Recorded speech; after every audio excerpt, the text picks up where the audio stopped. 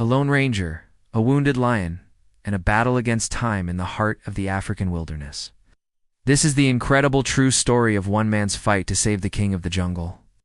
The golden afternoon sun spread across Botswana's Maremi Game Reserve, turning the horizon into a canvas of molten fire. Ranger Samuel Delimine, who had patrolled these lands for over 30 years, drove his old green pickup along a dirt track by the lagoon. The cries of birds returning to roost echoed above the rhythmic sound of water lapping against the shore. His day had been long, but uneventful, and he was ready to head back to the station when the peace shattered. Loud bang shook the air, followed immediately by a deep roar that seemed to split the sky. Samuel slammed on the brakes, dust rising around the truck, and cut the engine. He reached for his binoculars, his instincts sharpening instantly. Through the lenses, he spotted a sight that made his blood run cold. In the clearing, a male lion stood surrounded by a herd of enraged Cape buffalo. The lion's mane was matted with dust, his chest heaving, eyes blazing with desperate defiance. Samuel's experience told him the truth in a second. The lion had gone after a calf, and now the herd had turned into an army of vengeance. The leader of the buffalo charged first. Its massive horns dug into the lion's flank, tossing his body into the air before slamming him into the earth. The lion roared in agony, pawing at the dust. The air filled with the thunder of hooves and the furious bellows of the herd. Again and again, the buffalo lunged, striking the great beast with brutal force. Samuel's heart pounded in his chest, every instinct screaming at him to rush in, but his training reminded him it was suicide. One wrong move and both he and the lion would die. With one final brutal thrust, the leader buffalo drove its horns into the lion's chest, sending the animal crashing backward into the swampy edge of the lake. A huge splash followed, muddy water exploding upward. The herd lingered, stamping and snorting, then slowly retreated, leaving the king of the savannah to drown in silence.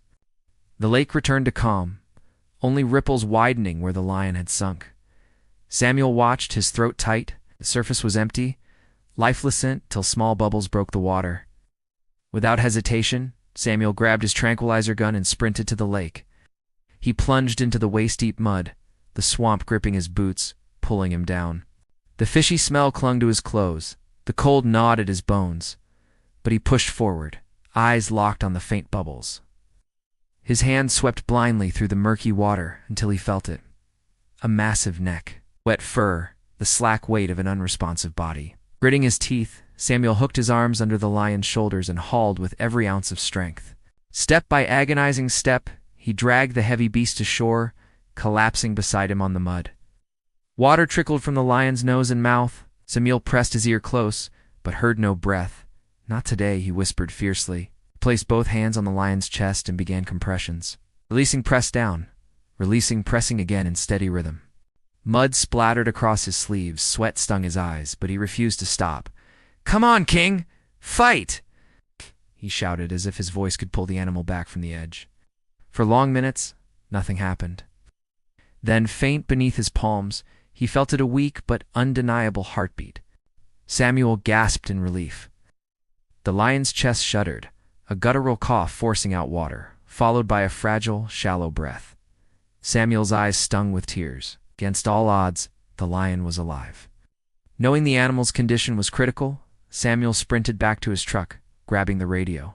His voice cracked through the static. "Emergency. A lion down near Zakanaxa Swamp.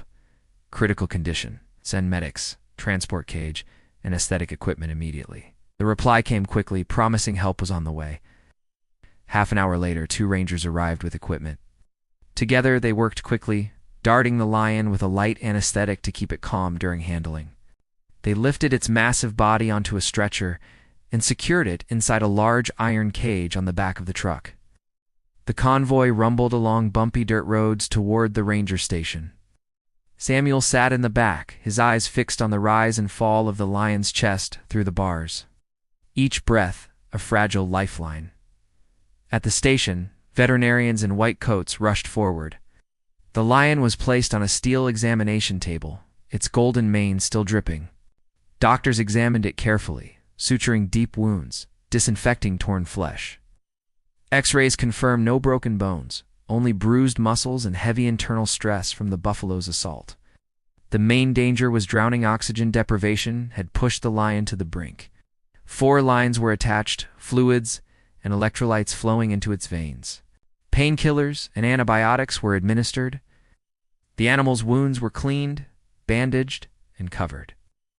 At last stabilized, the lion was moved into an intensive care cage, monitored by cameras and machines. Samuel sat just outside the glass door, refusing to leave.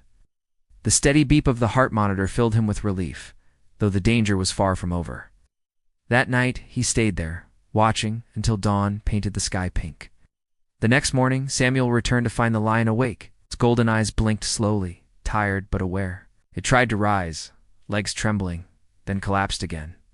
Samuel placed a bowl of water and fresh meat at the bars. The lion lapped weakly, then rested its head. By the second day, it managed to eat a few small pieces of meat. By the third, it stood shakily and paced in slow circles around the cage.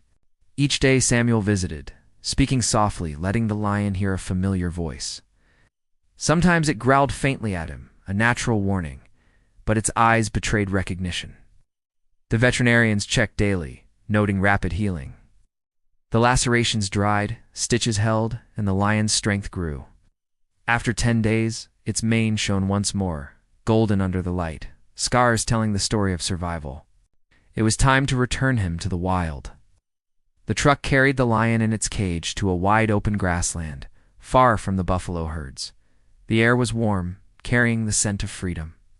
The cage door was unlocked. Samuel stood back, his heart heavy with pride and worry. Slowly the lion stepped out, sniffed the wind, the earth, the tall grass swaying in the sunlight.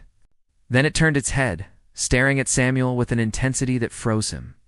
Their eyes locked, man and beast, bound by a moment of fate. With a final deep growl, the lion bounded into the grass, its powerful frame disappearing into the golden horizon of Morami. Samuel remained still, a smile breaking across his face. He had saved many animals in his life, but this, saving the king himself, was a memory carved forever into his soul. On the drive back, the dust swirling behind his truck, he whispered into the wind, "Live strong, old king. Great. The savannah still belongs to you."